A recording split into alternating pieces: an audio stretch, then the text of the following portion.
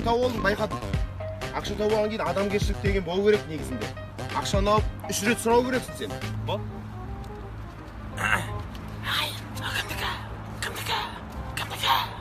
Кімдікі емес аға.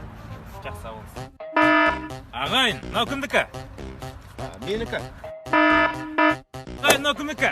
Ағайын, мынау кімдікі? Ағайын, мынау кімдікі? Ағайын, мынау менікі. Жақсы бірақ ағайын. Тоқта енді бауырым, енді сен 1 жыл сақтау керексің бұл үйде. Сол кезде ешкім алып кетпесе, вот сенікі болады. Егесі келген жама? Иә. Сақтаймыз.